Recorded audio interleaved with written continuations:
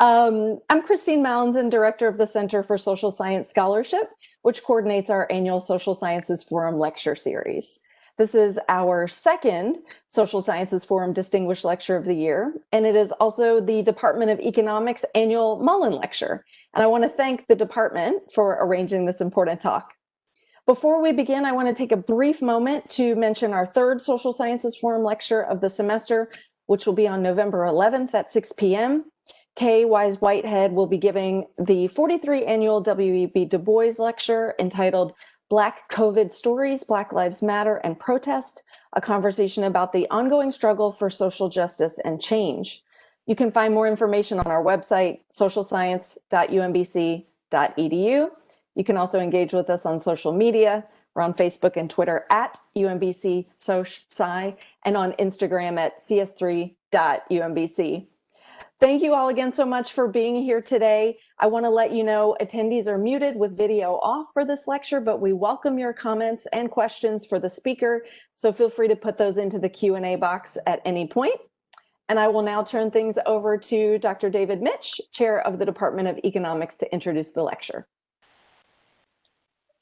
Okay, so I just want to say this is the Jack Mullen Lecture, and it's been going now since about 1996, so almost 25 years. And one of the benefits of it being virtual is actually Jack Mullen, who put up the funding for the series, is here with us. So I just wanted to recognize him. Turn to recognize Jack Mullen. So I'm here. You see me? Yeah, so everybody, I just had a great experience and I wanted to pay back, and I'm glad you could enjoy this lecture series. So you do the same when you're successful and put a lot into your economics. You'll get a lot out of it. Thank you. And so I'm not going to go through all 25 of the speakers, but I do want to mention that actually, since our talk today is about economics of education, just to give you some profile, we show you that it's always a topic of policy interest. And I know that's part of the reason why Jack Mullen set up the lecture, is you wanted to give students sort of real world examples of how economics matter. But just to give you a brief mention of some of the previous speakers on the economics of education, they include Eric Hanushek, Claudia Golden, who we were talking about earlier, Ronald Ehrenberg, and then most recently Cecilia Rouse. So we've had something of a tradition of speaking about this topic. So anyway, we're very delighted about our current speaker, but I'll turn things over to Christine Yee to tell. Thanks, David. Welcome, everyone. I don't know if you can see me, am I? You're good. Okay. We can see. Okay, great. Okay, long story short, Professor David Card is a big deal. So introducing him takes a bit of curation because the list of accolades is so darn long, but I'll do my best to keep it short so that we can get on with the main event. After all, we are here to hear him speak, not me. Professor Card is the class of 1950 Professor of Economics at the University of California, Berkeley, and the Director of the Labor Studies Program at the National Bureau of Economic Research. He has served as the editor and on the editorial boards of the top economic journals, including the American Economic Review, Econometrica, the Quarterly Journal of Economics, and the Journal of Labor Economics, just to name a few. His research spans inequality, gender and racial disparities, education, immigration, wages, unemployment, econometrics, and a little bit of health. He is the president-elect of the American Economics Association. He has over 125 publications, which according to Google Scholar have been cited 71,219 times. The most cited is very much related to today's talk. It is his chapter in the Handbook of Labor Economics called The Causal Effect of Education on Earnings. He has been massively influential in the field of economics, and that's kind of an understatement. Basically, he and his co-authors created and cultivated the concept of empirical research design. He developed estimation techniques that many of us use today. He was one of the first to use natural experiments to test prominent economic theories. His findings have been groundbreaking and often controversial, especially in his seminal work on immigration and minimum wage. His work has really changed the way economists think about markets and even how researchers, including those from other disciplines, investigate their research questions in general. And being such a prolific force in the field, he has quite the collection of distinguished awards. There is the John Bates Clark Prize, the IZA Labor Economics Award, the Frisch Medal, and the BBVA Frontiers of Knowledge Award. And that's just naming a few of the big ones. Basically, if it's a top honor in the field of economics, he's probably got it. As an advisor, he was extremely generous, taking on at least 10, often more, new graduate advisees every year. He was relentlessly supportive despite having a mountain of other responsibilities on his plate. He took the time to coach me through presentations. He taught me how to identify the salient points of my research. And most importantly, he taught me how to search for the truth using data. And I was incredibly lucky and extremely grateful to have him as an advisor. And we are all very lucky to have him here with us today. So please welcome Professor David Card. Perhaps we should stop the lecture now because I'm sure it's going to all go downhill from Christine's very generous introduction. And it's a great honor and delight for me to be here. And I enjoyed meeting some of the faculty and a couple of students just beforehand. And I'm going to use this opportunity to present a lecture on underinvestment in education.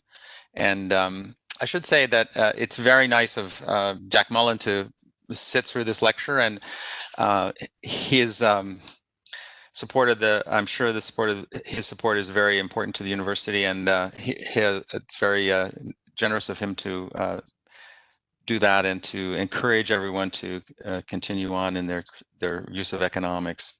I'm going to share the screen, so let's see what happens. Excellent. Okay, so let me, I'm sorry, I apologize to everyone for my technical incompetence. I've spent a lot of time on Zoom, but no time on WebEx, so I'm not familiar with the buttons. Anyway, I should say at the start that this talk is dedicated to the memory of my friend and colleague for many years, with whom I did a lot of research on the topic of education, Alan Kruger, who at one time was the chair of the Economic Council of Advisors and many other positions in government service. So by way of introduction, many people will probably be aware from the tone of conversation that they hear amongst analysts and others that the United States at one time was the world leader in education.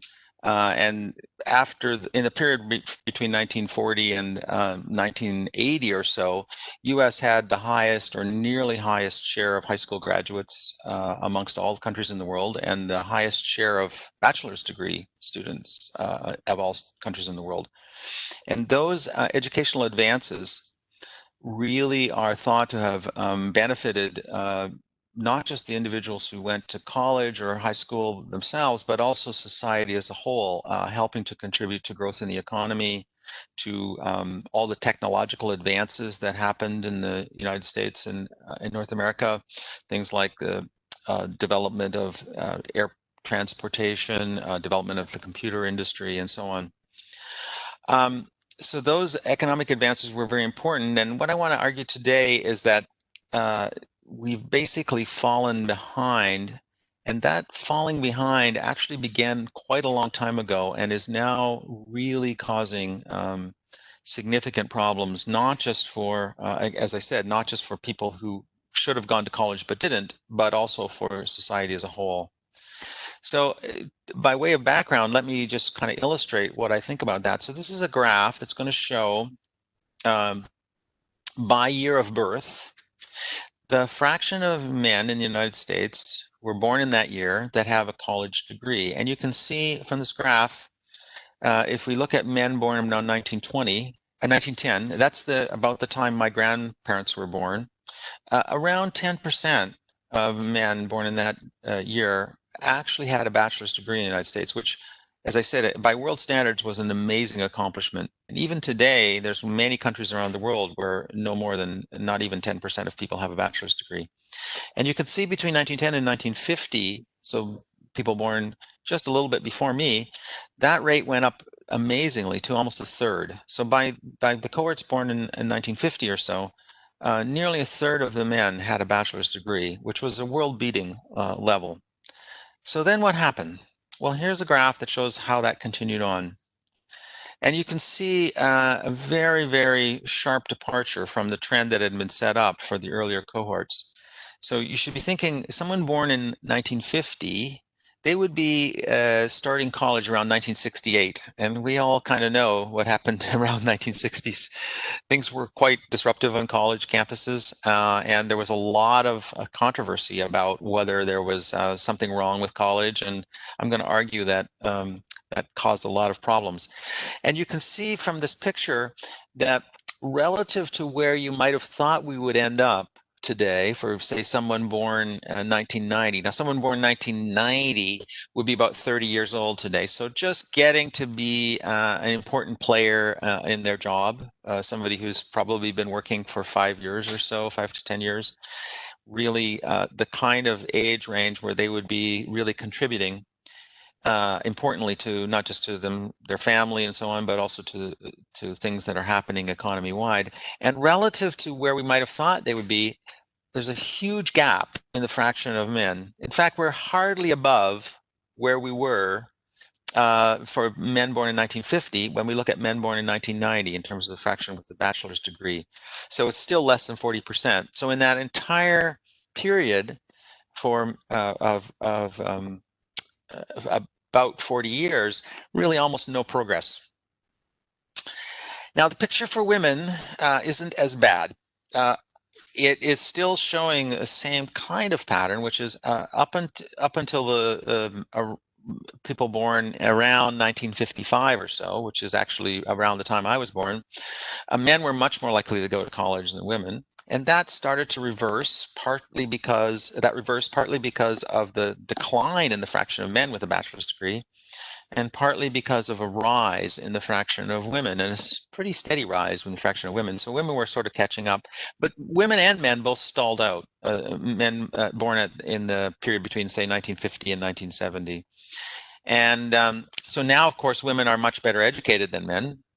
More likely to have a bachelor's degree, and so, but both of them are below the trend where we might have thought we would be if we had looked at the data from earlier cohorts. So what went wrong? What caused this reversal for men and slowdown for women in educational investments?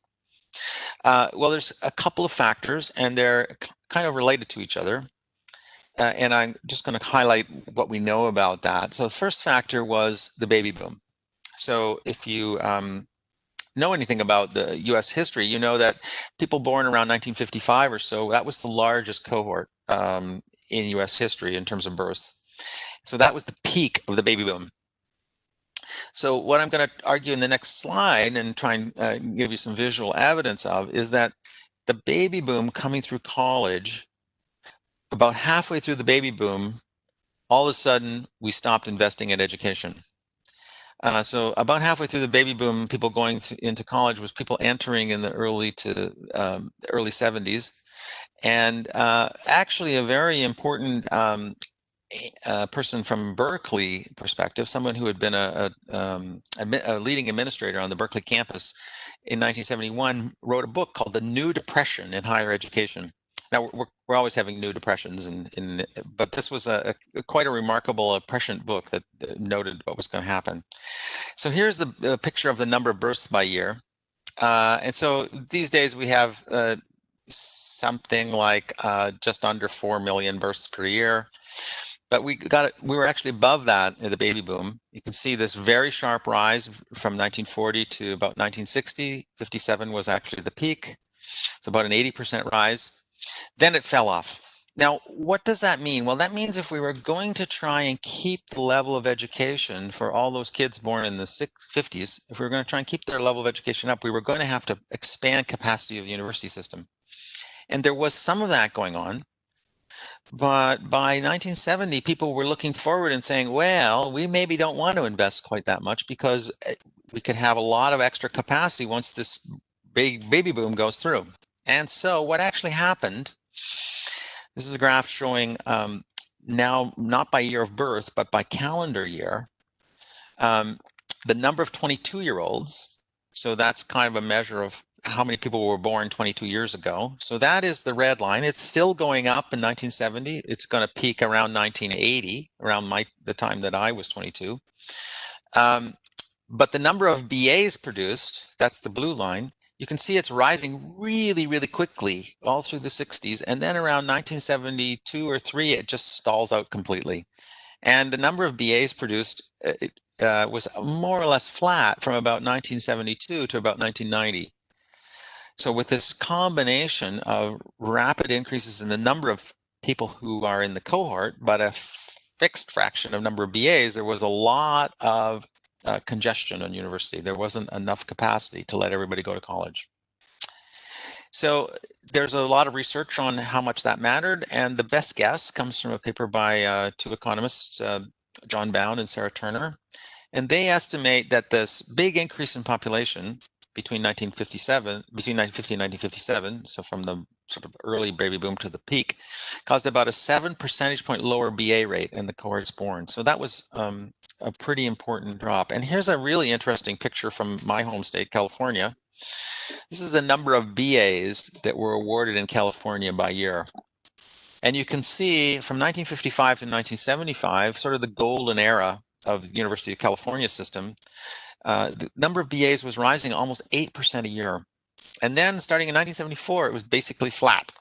So a lot of different reasons for that. There was basically a stall out in educational investments. There was a lot of unpopularity of the protests that had happened in a number of the University of California campuses, including Berkeley. There was a new governor. Ronald Reagan was the governor and really cut back investment. So a lot of those things kind of worked together to stall out our production of it. A second factor in terms of what was the difference between men and women is it used to be that not so many women went to higher education. So if you look at people born or people graduating in the 1959 to 60 period, only about a third of those BAs were being awarded to women. By 1979 or 80, it was up to a half, and today it's around 60%. So what that did, in combination with rising number of children who would want to go to college, kind of a fixed capacity of the education system, not much investment, and now a lot more women wanting to go, it basically squeezed out the men. So those two factors really contributed to a very bad situation for a man born in the, say, between 1955 and 1975. So people that would be kind of towards the end of their working careers now, or in the late Middle Ages. So what were the implications of that wrong turn in the 1970s? Well, one of the implications of that wrong turn was that we are far below where we would have expected to be in terms of education in the economy. So instead of having steady growth in education and the amount of human capital in the economy, we're now in a situation where, relative to that trend, we're several years behind in terms of average educational attainment. And those losses have big causal effects. So if you have 2 less years of education than we would expect you would have had, then you're probably earning something like 15 to 20% less than we would have expected you to earn. There's also a very important spillover, because if you have less education, chances are your children are going to have less education. And you can see that very clearly in the next graph. This is the average parental education of children by the child's year of birth. So now what we're doing is we're tracing through what happened. Now there's these men and women who were born in the 50s didn't get as much education as you would hope. They start having children in the 70s, and you can see there had been, for a very long time in the United States, a steady improvement in the education of parents. And that really started to slow down quite a bit starting in the 70s. So these days where the parents are off track, and of course, a huge amount of research suggests that if you increase parents' education, that's going to have a strong positive effect on the children. So the fact that the parents are below trend, this says that they're about 1.5 years below trend or where you might have thought they would be, is going to have ramifications for their children.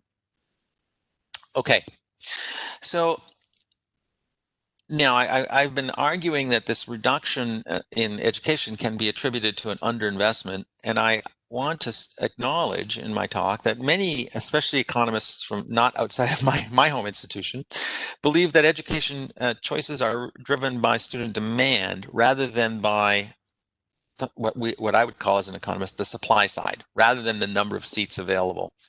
Now, I suspect that many students and people on campus today find that a little bit hard to imagine, but there are still quite a large number of economists who believe that the thing that drives education is students wanting to go to education, not how many slots are available. So there's a way to test that. One way to test it is if you think that what we're doing is we're constraining the availability of good university slots, then that means that there's not enough people with high education, and that means that the returns to education will be quite high. So not enough people are getting that advanced degree, then the labor market will say, well, we need more advanced degrees, we can't find them, they're going to have to raise their wages. So that economists have always looked for the gap between the wages that college educated workers earn and the wages that high school graduates earn as a measure of whether there's kind of a shortage of university graduates. The alternative idea that some economists still persist in proposing is that people don't want to go to college because they perceive that there's not a return to college. And actually, for the last few years, once in a while, you'll see an article in the newspaper, somebody saying, well, it's not worth investing in education because it's so expensive, we're not going to see returns. Everyone can point to their favorite cousin who went to college and can't get a job, which of course isn't quite right because that cousin wasn't going to get a job no matter what. But that's the kind of argument that you often hear. So what's the story with the returns to education? Has it really kept up or has it failed? And here's what we see. This is an important series that you can download from the Census Bureau. This is the college high school earnings gap. So it's the proportional wage difference between someone with a bachelor's degree and someone with just a high school degree.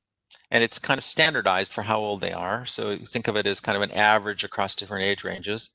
And you can see in the 1970s that proportional gap was around 30%. So a high school graduate earned about 30% less than a college graduate. Now it's around 60 to 65%. So a 65% gap means that there's an enormous return to university. It means that if you don't get a university degree and instead stop with the education at just a high school level, you're going to be suffering enormous costs over your entire work life. Okay, another check that people have suggested is to look at the role of education in the labor market as a whole. So rather than focus on whether there's a return to an individual of obtaining a university degree, think about differences across cities. So think about a city like San Jose, California, where Silicon Valley is located. That's a place where high education is in huge demand.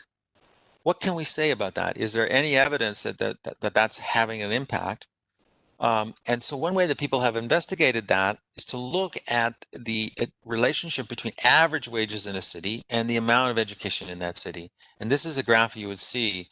So this is the difference. On the x-axis is the share of college educated workers in what's called a commute zone, a CZ. So this is kind of a broad labor market area. And I've highlighted a few areas here, one of which is relatively close to everyone in the audience. So this is Arlington, Virginia, San Francisco, San Jose, Boston, Newark, New York, Chicago, Atlanta. LA is sort of the middle. And then I've shown the local wage premium. So that is the wage gap between the average worker in San Francisco and the rest of the country. And you can see that what this graph suggests is not only is there an individual return, but there's a market level return. So individual workers in San Francisco earn about 40% more than you would think. And that's very strongly correlated with the presence of highly educated people. So again, it seems like this gap between high and low educated cities has widened enormously in the last 30 years.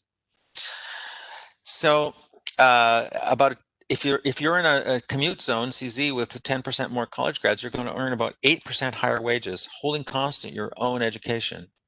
And that suggests that there's this sort of underinvestment going on, that we really need more educated workers and we're not getting them, and the market is trying to react to that. A third benchmark that we could think about is comparing the United States to other countries. Now, this is always kind of interesting to see how people think about this. I grew up in Canada. In Canada, everyone is always thinking about how we're doing relative to the United States. And if you're a European, the French are always comparing themselves to the Germans. Germans are comparing themselves to the French, and so on. So this comparative perspective is important. In the United States, it's a little less common, but I think it's actually fairly insightful. So let me show you a graph. Let me just do it this way. This is the fraction of relatively young people, people 25 to 34, who've completed 2 levels of education. At least junior college, so at least 2 years, or like a community college level degree, so that'd be 2 years or more beyond high school, or at least a bachelor's degree. And I've highlighted a few examples here. At the bottom is the US. So in the US right now, among young people, about half people have a junior college degree, about 40% have a BA. Now remember that 40% isn't that much above where we were in the early 70s. How are we doing? Well, we're doing about the same as Australia. We're not doing as well as Canada, where there's much higher production of basically junior college level students. We're doing about the same as the United Kingdom. Historically, if you had said to somebody when I was in college that the United States and the United Kingdom would have about the same level of education outcomes for young people, people would have thought you were completely off the rails, because historically the United Kingdom was one of the most poorly educated countries in Europe, and that is no longer true. They've done well and we've done very poorly. We're quite a bit behind a few countries that I've highlighted. For instance, Korea is well known as a place where 70% of people who are 25 to 34 have at least a junior college degree, and about 50% have a bachelor's degree. Netherlands doesn't have very many people with a junior college degree, but around almost 50% have a bachelor's degree. So by the international standards, the US is no longer the world leader. It's actually kind of middle of the pack for high income countries. So what can we do? So there's 2 obvious ideas. One is to increase the availability of higher quality college slots, which I think everyone in college age, and presumably many people in the audience, would really strongly support. A related idea is to try and improve K-12 education so that young people are actually college ready and able to make that leap to a 4-year college or to a high quality college. And again, there's pushback, especially from economists of more conservative nature, who believe that simply increasing spending on education isn't necessarily going to have a payback. And there's 2 arguments that they make. One is that just spending more doesn't do anything because the money gets wasted. And the other argument they make is the kids who are on the margin, those who say are just getting through high school and thinking about college but not quite going to make that decision for sure. Those are the kids who are, right on the boundary between going on or not. Those kids aren't going to succeed in a good college because they basically don't have the skills. So the question is, what do we know about those 2 ideas? So in the remainder of the talk, I'm going to try and preview a little bit of work about that and say what we know about the increases in quality of education and improvements in K-12 education, and whether they actually can improve the fraction of kids who get a bachelor's degree and go on to have high earnings. So setting the stage for that, there was a long body of research starting in the 60s, another legacy of the 60s, that suggested that school resources don't have much effect. And Eric Hanushek, who has given one of these lectures, is been one of the leading proponents of the view that school resources don't necessarily lead to any big benefit. Now, a lot of the research that's reviewed, say, in this famous paper by Hanushek in the 80s, or discussed in the Coleman report, is research from a long time ago. And what really happened in my field of labor economics is a really great expansion in the way that we collect evidence and try and understand whether that evidence suggests the kind of causal relationships that people would focus on. For instance, whether improvements in school quality and spending could benefit students. And a really important contribution in this area was a paper by the person who this lecture is dedicated to, Alan Kruger. In 1997, he reanalyzed an experiment that had been done in Tennessee. It was called the Project STAR, where they took a bunch of entering kids, kindergarten and first graders, and gave them a much smaller class. And what he showed was what that experiment had always kind of showed, but was thought to be less clear than he ultimately showed it was that there was a huge gain to those students in their test scores, and subsequent work to Allen's has shown that that actually persists into higher earnings and less involvement with crime, so lots of returns to that investment. So what we've learned is from the STAR experiment that although it had relatively small effects, say on ninth grade test scores, so this was an investment for grades 1 to 3, although it had relatively small effects on the test scores in high school, it had relatively large effects on the fraction who entered college, particularly for kids from disadvantaged backgrounds. And there's a lot of subsequent evidence looking at other kinds of preschool programs which suggest that.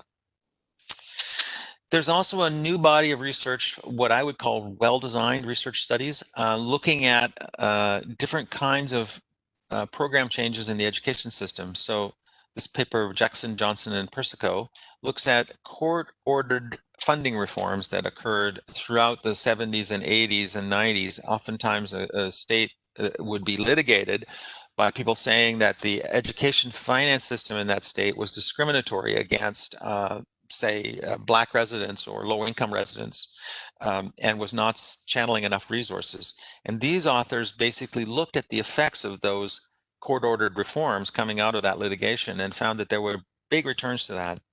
A second somewhat related study by Lafortune, Rostein, and Schanzenbach looks at statewide funding system reforms. Many of the states between the 1980s and today have adopted programs to increase spending at low-income districts quite a bit relative to where they were, and they show that there are large returns to that those kind of reforms, particularly on the test scores of children in low-income districts. And finally, I'll mention this one last study that Lafortune and Schoenhauser have a really interesting study of a big school building program in Los Angeles. Los Angeles, like many other large cities, had let its education system kind of deteriorate, and there were a lot of very low quality K-12 and schools all over the city, and they built 150 new schools over the 1990s and early 2000s. And these two guys studied the effect of that improvement in physical infrastructure of the school system and found big positive effects on test scores, on student effort, and actually on local housing prices. So people recognized that these new schools were such a gain for the neighborhood that they were willing to pay more to live there. So we've learned that there are big benefits to spending money on K-12 education, which pay off in terms of readiness for college and the fraction of kids who go on to college. What about college itself? There's a growing body of research in that area, which also supports the idea that improvements in college quality or kind of colleges that students can access actually benefit students. And I'll mention this one study by Zach Bleemer. He's studying basically a plan modeled on the Texas 10% plan, which some of you may have heard of, which in California context, it said if you're one of the top 4% of graduates in your class, then you can get essentially automatic eligibility to UC San Diego or UC Santa Barbara or UC Davis or UC Irvine. So not UCLA and not Berkeley, but some of the relatively good UCs. And what Zach shows is by comparing people in the top 4%, so think of somebody who's on the 4th%, right on the bubble, and compare them to somebody who didn't quite make it, so they're in the 5th%, they don't get this automatic eligibility. He shows that those, if we look at the barely eligible kids, they have a much higher graduation rate from college. And with a lot of those gains, as we've seen in a lot of these other studies, concentrated on people who come from relatively disadvantaged high schools where income levels are low and not so many people go on to college. So it looks like gaining access to a more elite UC, like something like UC Santa Barbara or San Diego, relative to, say, the alternative, which would be going to your local community college or going to a Cal State, this has a very big effect. And there's a couple of other studies which basically back up this same kind of finding. One looking at a college in Florida, one looking at the 10% plan in Texas. And both of these studies basically give the same kind of analysis as Bleemer's study. So to summarize then, what can we say? Well, I think we can say that things went wrong in the 1970s in the US. Some people think a lot of things went wrong in the 70s in the US. Certainly, there's a big argument about fashion, hairstyles, but also it looks like it was a very difficult period for the education system, and that ended up leading to much lower levels of education for people born in the 60s than for people born in the 50s, particularly for men. Women stalled, got back on trend. Men really have just barely recovered from where they were in the early 50s. So what that means is the U.S. has lost its advantage in the world tables, world league in terms of college attainment. There's ample evidence that the problem is not that there's low returns to going to college, rather that there's a shortage of good slots at higher quality colleges, possibly combined with a group of students who are a little bit underprepared and could benefit from better preparation and could use that to leverage themselves into a slightly better college attainment. So it looks like investments in K-12 and higher ed both can pay off. And the last thing I would say is all of the evidence that any of these studies that I've mentioned, almost all of it has the same character, which is the gains that we could make by investing more in education would have particularly large benefits for children from more disadvantaged backgrounds. Children from the most advantaged backgrounds in the US are doing fine. Harvard is doing fine. They're investing like crazy. Princeton is doing fine. The very, very elite schools are doing great. And one concern I have as a person sitting in California is too many decision makers are thinking, well, my kid's going to get into Princeton. I don't really care. But I think that it's really important for us to think more broadly. And the broader perspective says that we've underinvested for a very long time and need to try and do better. So I'm going to stop there and I'll be glad to take some questions.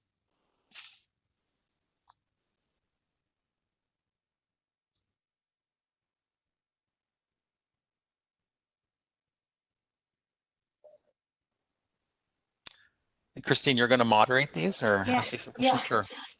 Just trying to figure out the technology first. Yeah. Yeah.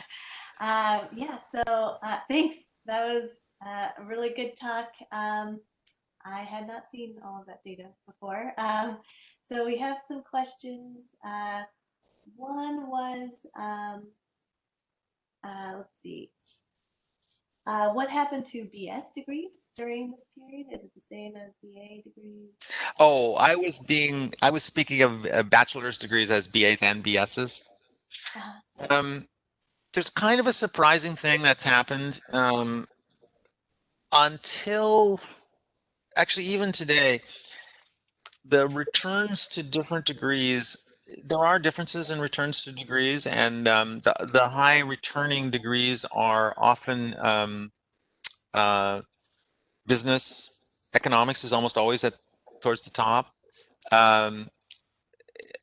Certain of the sciences, but some of the sciences are not particularly good.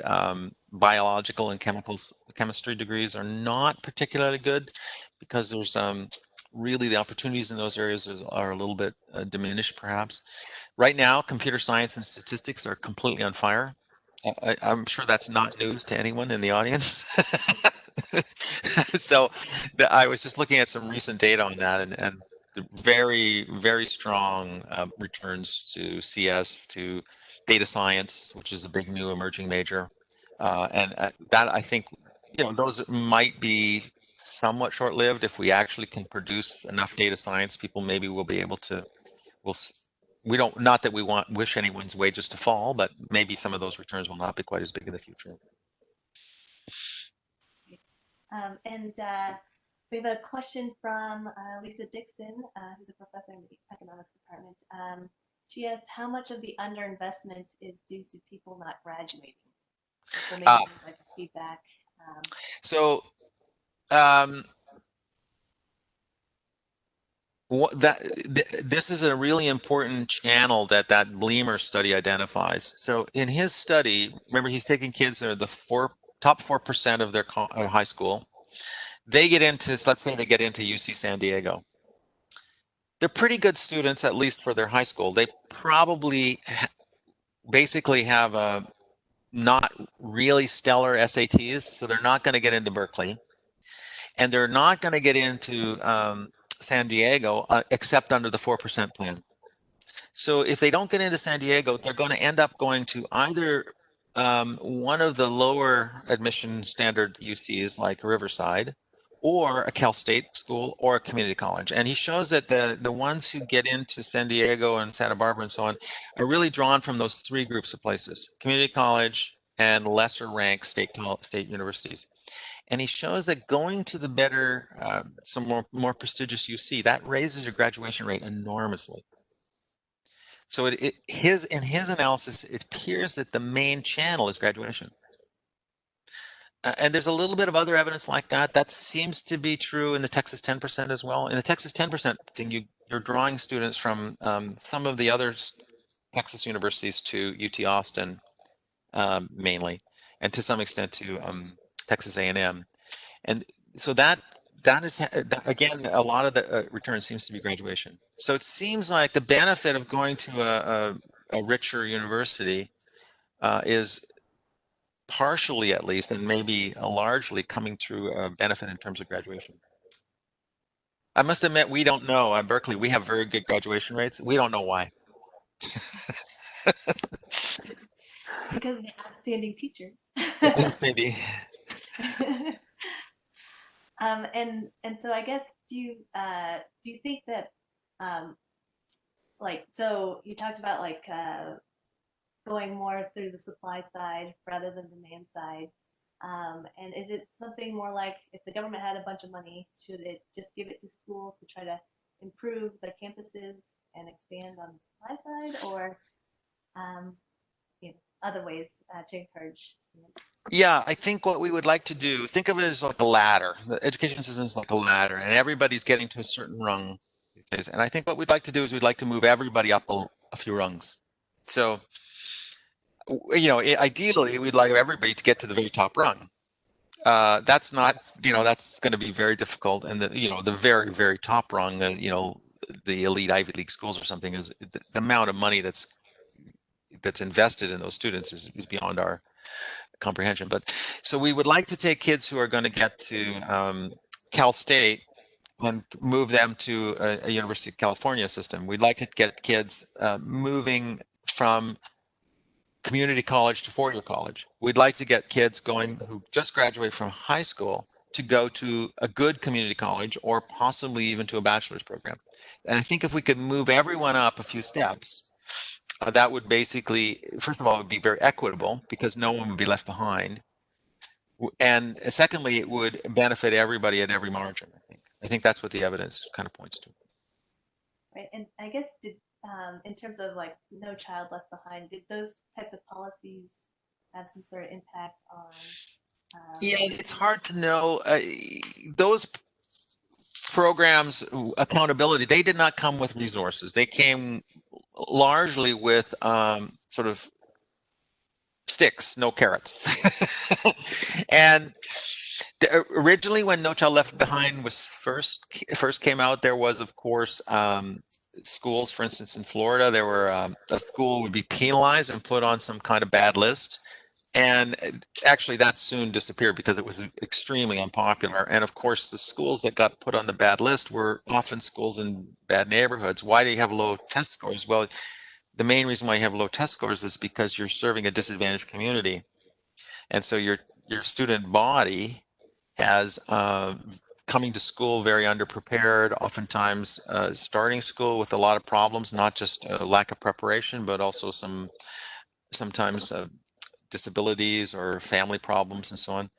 And the problem with that accountability system, it wasn't a value-added accountability. It wasn't saying, okay, this school system takes really disadvantaged kids and does miracles with them. And actually, I think that's, to tell you the truth, that's kind of the reputation of your school, Baltimore County. It's the school that has really good value added. And there's a lot of schools that have really good value added that aren't necessarily taking the most elite students, but are managing to take a more diverse group of students, or students from mixed backgrounds, or not necessarily the superstars from high school, and managing to get those students to graduate. And I think that's a really important objective. We shouldn't be penalizing you for taking on a more difficult group. We should be penalizing for what you do with, we should be benefiting you or rewarding you for what you can do. And I think to do more with a average group of students, or that you really need to have more resources. Princeton can do wonders, but they're starting with wonders. And then they're putting a lot of money into it. So I think it's not too surprising that our students are do well, but it's really an illustration of all the benefits of resources rather than a counterexample. Right, and I guess a lot of the students at UMBC, they come from community colleges. Yeah. And so there's actually several questions about community college, how they're not limited in attendance, and they're relatively less expensive than going to a college. Yeah, at Berkeley and the UCs, we have a fairly large number. Something like 40% of our graduating seniors are coming from community college. And actually, all of our more diverse students are coming through community college system. So it's very hard to get in as a freshman to a place like Berkeley, but we accept a fairly large number of people as transfers into third year. And we are working, and I think this is going to be something you're going to see. We're working on trying to put some investment into that group of students, having some special programs to try and fill any gaps there may be in, for example, math and statistics background, so that they can more easily transition into the third and fourth years at a program like Berkeley. Again, I think it's really a matter of priorities for where we invest. Yeah, and I guess there's a question from Dennis Coates that's kind of related. He's a professor in the economics department as well. I think you met him today. What would cause greater graduation rates at the what would be the cause of the greater graduation rates at the more prominent institutions? Yeah, that's a really interesting question. We don't have a really good answer to that. There's starting to be, I think, a growing body of research which suggests, I'm glad this question has come up, this graduation gap, and how we address that. And that's really true at community colleges, by the way. There's a few community colleges around the country that have very, very strong graduation rates, but a typical community college doesn't have a great graduation rate. 40% would be considered pretty good in a lot of community college settings. So no one seems to know exactly what you have to do, but I think that's going to be a topic for a lot of research in the coming decade, is what exactly is different and one college versus another that leads to more effective graduation. I guess there's this other question, which is, other than the different wage gaps of college graduates and high school graduates between countries, what do you think would be the most important determinant that generates different education investments across countries? Education system as a whole is quite different in different countries. My home country, Canada, has basically all public universities, relatively low tuitions, and a admissions system based entirely on high school performance, not based on, there's no SATs or anything like that. It's based on grades in high school. And I think that system is more accessible. They've also invested a lot in expanding that system to keep up with the population. So I think you could imagine changing a system to have a system that really emphasizes performance in high school rather than standardized tests. UK is a good example of that. People might know that in Britain they have a really quite outstanding education system for high school. And the last year of high school, people take only a couple of classes and they write these called A-level exams. And an A-level exam in math is really a challenge. We know lots of people with PhDs who would have a hard time with the A-level exam in math in Britain. And that everyone understands what they're supposed to do in high school. They're supposed to try and get a couple of good grades in A-levels, which will then set them on the stage to go to a good university. So I think that our program, our system of test obsession, standardized test obsession, has probably been a problem. And I think getting away from that would be helpful. Getting rewards down to the high school that says, okay, if you're a teacher in high school and your kids are doing really well on your on the course grades and course programs that are related to what you're teaching, that means that you're an outstanding teacher. I think that would be very helpful.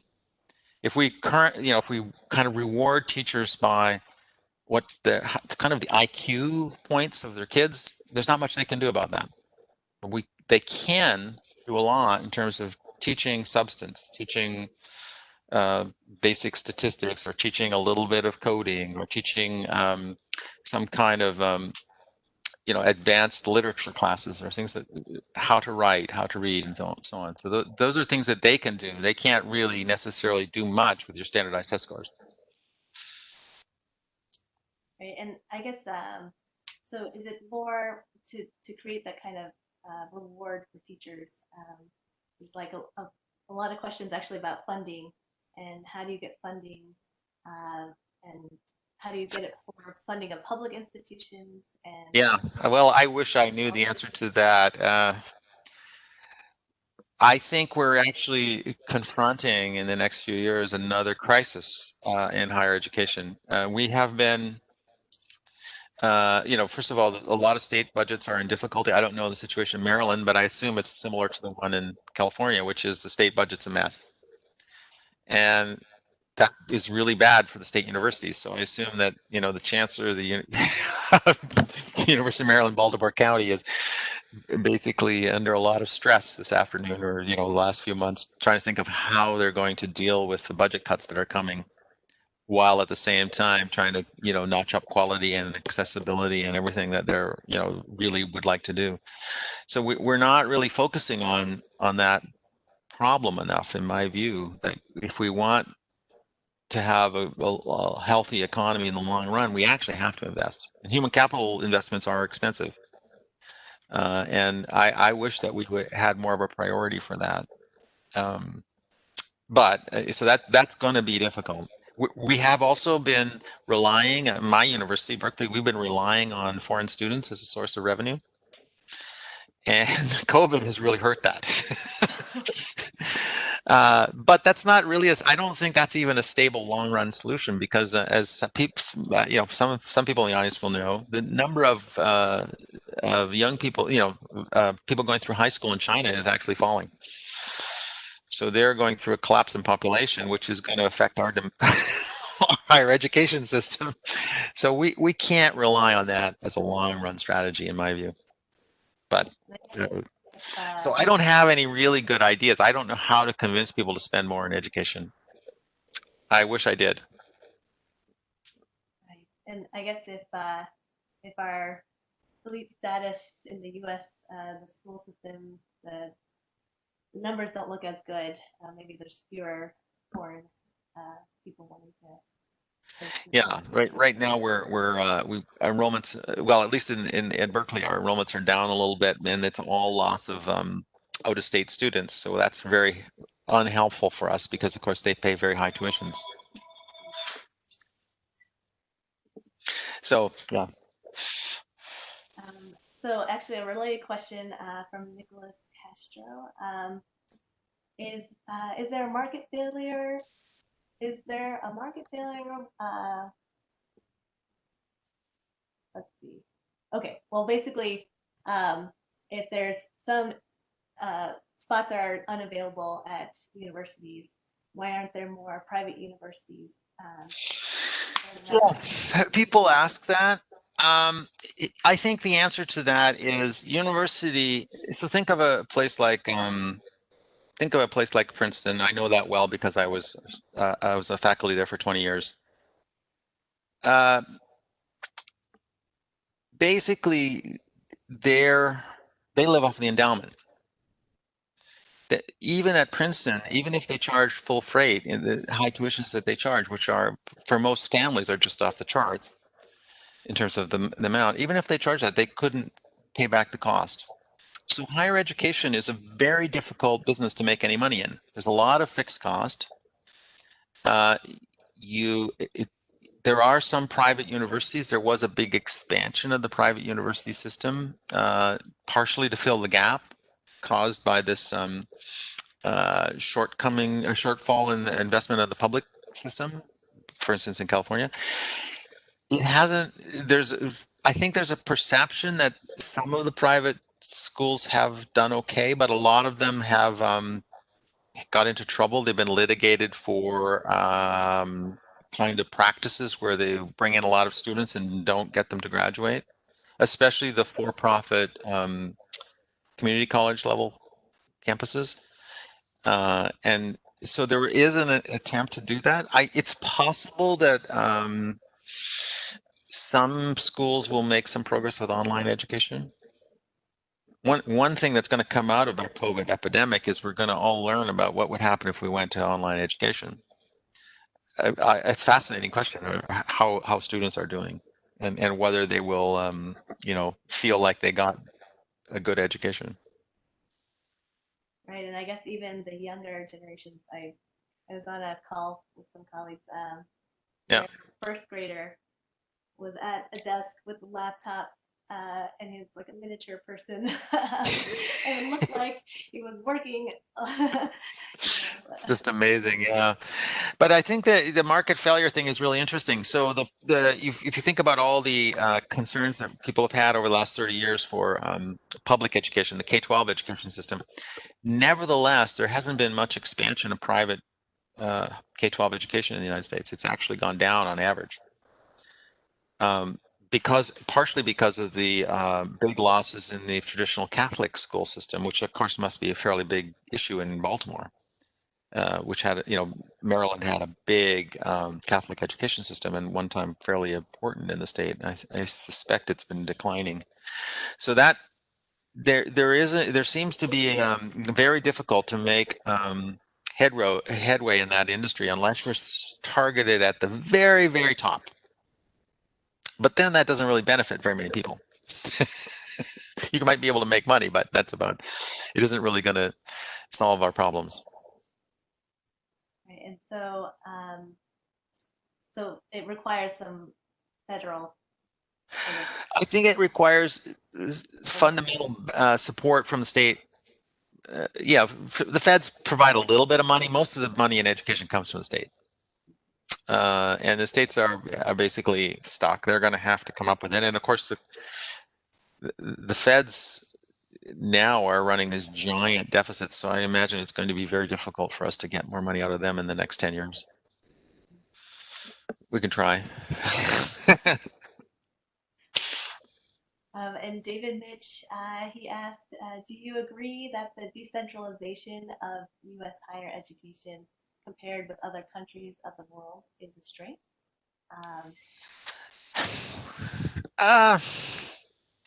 That's a really interesting question.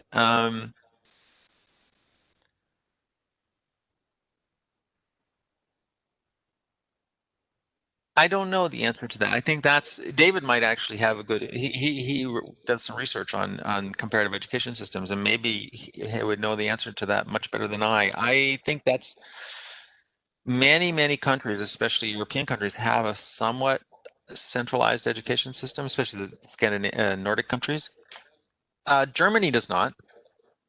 Germany has a very decentralized education system. German states have a lot of control. And the apprenticeship system, which provides basically like community college level education to a huge fraction of German kids, that's very decentralized. It's decentralized with very high standards. So you can't just start an apprenticeship program, but if you meet a certain standard, then you can open an apprenticeship program. So I think I don't know the answer to that. Good question. And there are a few questions that are related to kind of the other returns to education besides wages, and sort of a little bit about civic returns, some about external to the person getting the education, so externalities of some sort. Yeah, I think those are extremely important. I think one area where I think we're starting to get some reasonable kinds of evidence has to do with health and longevity. There is a huge correlation between education and health, and it does. Some of the analyses has suggested that when you find a really quasi-experimental increase in education, it doesn't have much effect on health. And I think a lot of people are wondering whether that is an important margin or not. But I maintain some hope that we will get better evidence on that, and whether we'll find that people that have more education have a better understanding and ability to navigate the healthcare system. The U.S. healthcare system is extremely complicated, and even as someone like my wife and I both have PhDs, and most of the time we can't figure out what we're supposed to be doing. So I often feel very sorry for people that have to work with some impairments or whatever and try and navigate the system. It's amazing how complicated it is, and it's also there's a lot of forces at work to kind of exploit mistakes. So a lot of research by insurance companies and healthcare providers is designed to try and basically take advantage of some of the cognitive mistakes that people are making. So I think that's a little unfortunate too. But I actually think that there probably is a return to education in health. Another area where it's very important is on your children and on your spouses and so on. So if you think about what's the benefit to me of my neighbor getting high education, well, one of the benefits is that person's children will be better educated for sure. And that I think there's no doubt that that's a causal effect. That there's a strong causal correlation between getting your better educated parents are going to have better educated children. The better educated children are then going to pay my pension. So I have every reason to be in favor of my neighbor being better educated for that reason, I think. And I guess so you kind of showed like the baby boomers, and that kind of had long-lasting effects through this kind of generation issue. Yeah, I think that's a very kind of telling story that we all wish that we could change our parents for better parents. That's the one lesson that's really emerged from the recent strand of research on intergenerational correlations, which is if you could just get rid of those parents and get better parents, you'd be way better off. Do we just wait kind of for the I guess the baby boomer issue to kind of dissipate and education? Possibly, yeah. We're also, you can see from my graphs, we're also relying on women to do more. Men are kind of screw ups. And it's very clear that if women are much more of the people going to university and successfully graduating, women are much better in terms of graduation rates than men. Maybe we need to make sure that we're not somehow messing up the labor market opportunities for well-educated women. And there's a lot of interesting research on many different aspects of that these days. So if we know that women are going to be 2/3 of the people with a university education, we really then have to make sure that highly educated women can move through the career ladders and stay engaged with jobs and into management positions and things to fully exploit that educational advantage that they have. And I guess sort of related, so if women are more in the workforce, but we also have this like fertility rate decline kind of issue going on, does that pose a problem That's an interesting question too. I don't really know the answer to that. I'm fascinated by, I've been to Japan a couple of times, and that's a country that has already experienced a massive decline in fertility, and there are not very many young people. And I think it is having some effects on the economy. Um, it's hard to know. Many Asian countries are going to go through this more quickly than we are. U.S. still have, even though our birth rates aren't like the baby boom, we still have a fairly high by world standards birth rates. And we also have some immigration, although depending on policy, we haven't had much immigration the last few years, and going forward we might have less. I don't know. I've always been a positive believer in immigration, but and that's sort of, for the U.S. at least, would solve the problem. And around the world, there's still plenty of population growth. It's just not in the rich countries so much anymore. So my view would be, if there is a problem with people perceive a problem, the population isn't growing fast enough, then that's a really good argument for immigration. But I'm not sure everyone agrees with me on that.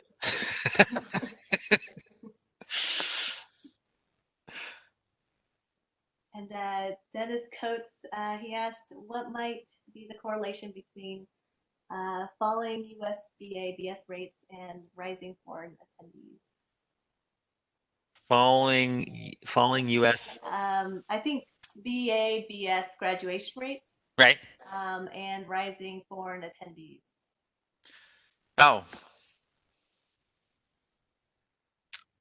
Oh, well, that's an interesting question. In other words, he's asking, is it possible that our need to admit so many foreign students to pay the bills is crowding out native students? I think that would be one question.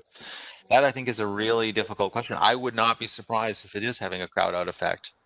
So Berkeley, we need to admit 30% foreign students to pay the bills, which means that we have less slots for domestic students.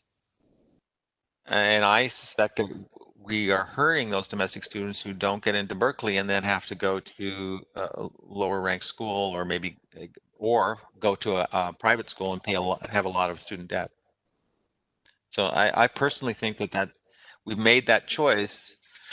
We've allocated those slots to pay the bills, so the students are not paying much in tuition and taxes are low to pay for a place like Berkeley. And this is true many states. I don't actually know the situation in Maryland, but many states, and actually many countries, this is true in Canada and Australia and Britain. Everybody's trying to finance their education system off of foreign students. I don't think I think that we aren't really fully thinking of the cost of that, exactly as you say, because we're crowding out our own students then. And I guess is the foreign, like the need for foreign students, is that as high in other countries like Canada, for example? At the more elite, the University of Toronto and the University of British Columbia, the two kind of elite campuses or schools in the in Canada, they have a lot of foreign students because they have high expenses and relatively low revenue, and so they face the same problems as high quality public schools in the United States, and that's true in Australia and New Zealand and Britain. University College London and LSE, they basically live off of foreign tuition. Okay, so I guess even in like other countries where there might be more centralized education system, there's still this need to find Well, I don't know about the non-English speaking world. I honestly don't know enough about that to say. I don't know if Norway or Sweden or even Germany has that many foreign students. They have some. I don't know if they're relying on that for finance purposes. I mean, I wouldn't be surprised if Sweden is admitting a number of foreign students but not charging them anything. That would probably be the Swedish way. So they're actually doing it out of charity. They're admitting students from poor countries and educating them for free. That I suspect is what's going on. So they're not trying to make money off of it. But I might be wrong. And I guess coming back to something you mentioned about the connection between education and health, how much of that could be due to like having an employer-sponsored insurance, and so it's Yeah, I think that correlation is strong, even in places, everywhere else but the United States doesn't have employer-sponsored health insurance, right? So, and I think that correlation would be fairly similar in Britain and Canada and Germany. It may be a little stronger here because of the health insurance thing, but I suspect the first order difference is not that. I don't know, that's an interesting question, but thinking of my own family, I have a very diverse group of cousins and even brothers and sisters, and the correlation between education and health is gigundo. And they're all in Canada, so it's not anything to do with employer-sponsored education. So I would be suspicious that it's that entirely, but it might be a little bit around the edges. right. And so even in Canada, where it's slightly less complicated of a system, even with that, there's this probably relationship between education and doing better. Yeah, there are surprisingly large SES, socioeconomic status gaps in health in Canada, which is an important cautionary tale for the idea that a completely nationalized healthcare system can close those gaps. And the same is true in Britain. So it's we all think many people who would be more supportive of some kind of universal healthcare system think it could help, but we shouldn't fool ourselves into thinking it's going to get rid of SES gaps, unfortunately. And let's see, I think this is a slightly different topic, but would you argue, okay, so Lisa Dixon, professor in the economics department, she had a couple questions about advice for financial aid policy, and would you argue for increasing Pell Grants? I don't know what Pell Grants are, but yeah, I think my chancellor at Berkeley is very proud of the fact that Berkeley has more Pell students than the entire Ivy League.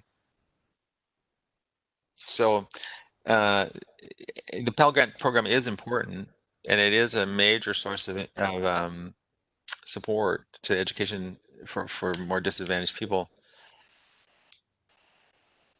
It's also an exploitable program, so that's what a lot of these private for-profit colleges do. They basically set up a system to get your Pell Grant. So they can have pretty high tuition because Pell will cover that.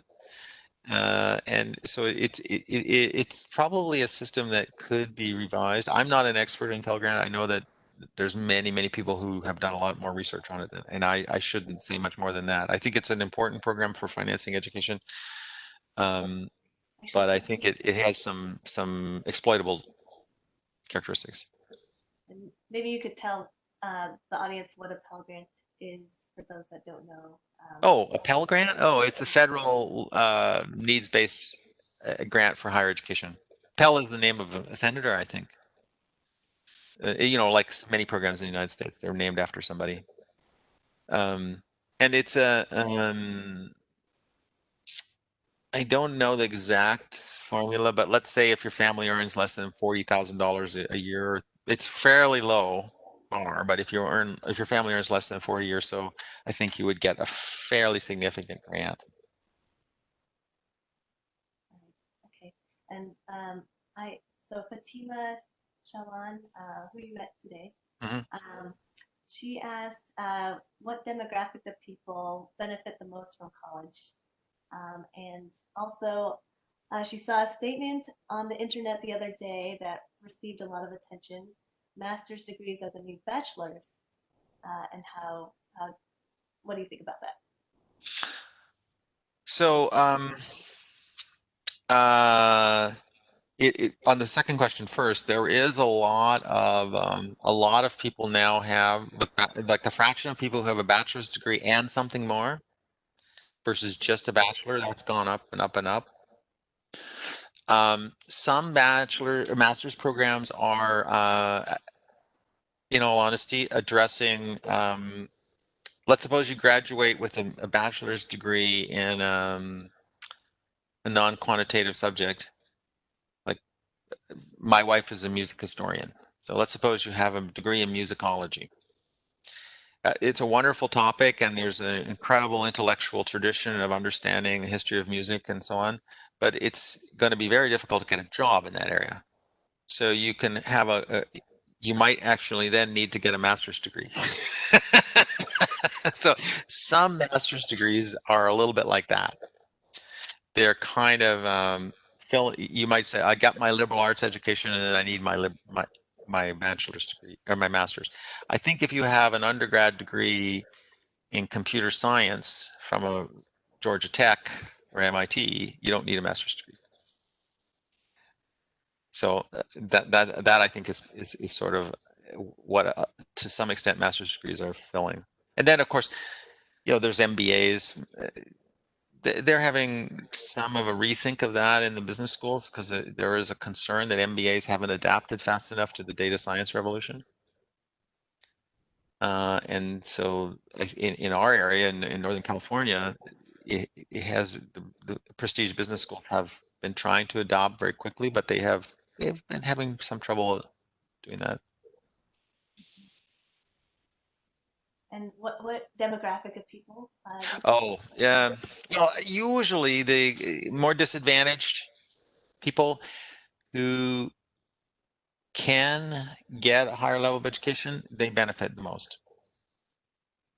So there's a long tradition of work showing that, the return to elite education, like very elite, going to a very elite school versus a somewhat elite school.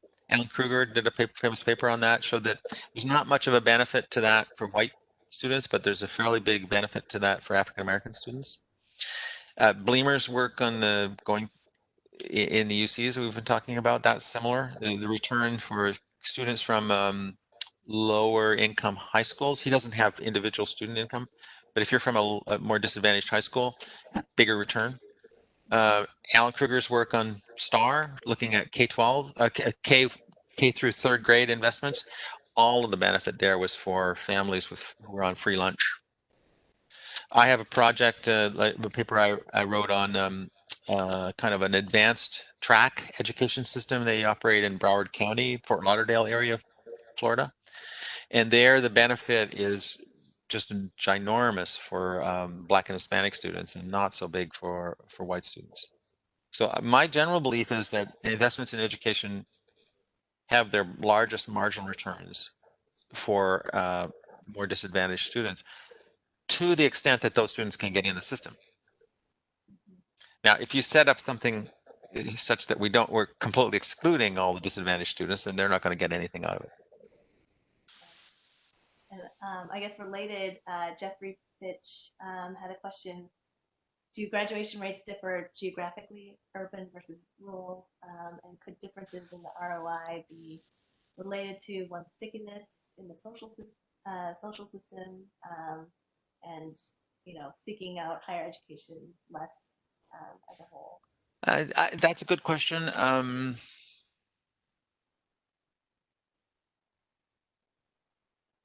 I don't know totally the answer to that. I'm sure that there's enormous heterogeneity in graduation rates by gender. We've talked about by economic background is very important. I wouldn't be surprised if urban rural is important. Parental education. I mean, there's parental structure, like 2-parent versus 1-parent family. I mean, I'm sure all of those things are there. I don't know. And then what's really also important is there is, at least there's a concern about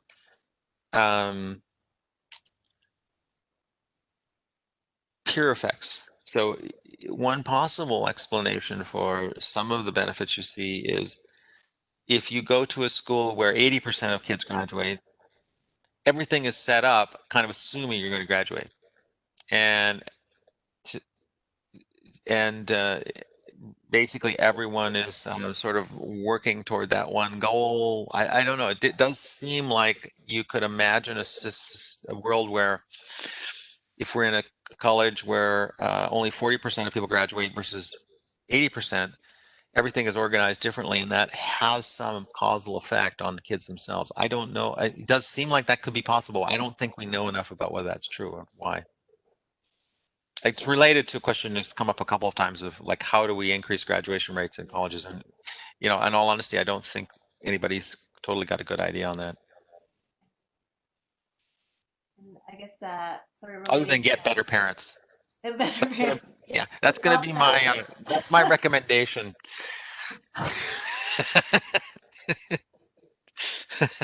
It worked for our current president.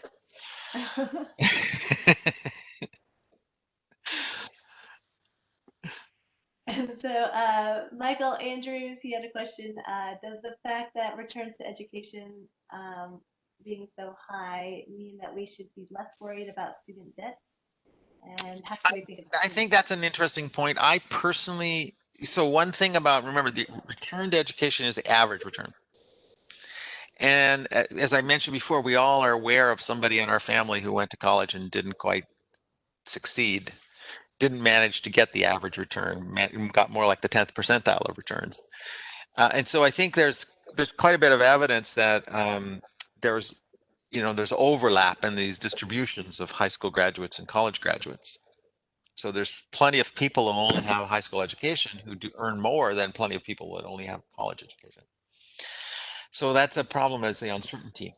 And actually that comes up all the time in the student loan issue. How do you deal with someone who has a very high student loan but wants to, say, become a social worker or even a school teacher in a rural area or something where salaries aren't very good? Do we want to hold them to this high bar that they're forced to pay off their debt, or would we give them some kind of break? And Australia has a really interesting program, which a number of people have thought about in the US context, of where you pay back something and you get some discount if you do work for social service, and you also only have to pay back a maximum of how much you earn. So if there's a recession and you lose your job, you don't necessarily go bankrupt. And so those are all interesting issues, I think. Actually, a lot of elite schools, like law schools, for instance, have this program. If you graduate from a law school and then go into public interest type law, like public defender or something, you get a break on your loans. Right. Okay. And is that's it has to be from the people who are giving the loans. They allow that kind of break. Yeah. Actually, again, Alan Kruger had worked on that topic a few times over his career with different kinds of suggestions. So I don't know exactly how he would have thought about it at this point, but I think it's an idea that probably needs to be thought about. You could imagine a world where we have high taxes and low tuition. It's kind of like that. So if you have low tuition but high taxes, it means it doesn't cost much to go to college, so you don't have big loans, and you're going to have. But if you succeed, you're going to have to pay back a fairly large chunk to sort of support that whole system, because you didn't know when you went to college if you were going to succeed or not, and if you actually got lucky and succeeded, you have to pay back more. I personally think that's a possible. That's one view of a more Nordic or even Canadian system relative to the U.S. So that I think is worth thinking about. Just looked at the time. Yeah, I think we're almost out of time. Yeah, we're I think. out of time. So Yeah. I think thank you so much for taking the time and Yeah, thanks a lot, Christine. Yeah. questions. Yeah. Bye, everybody. Bye.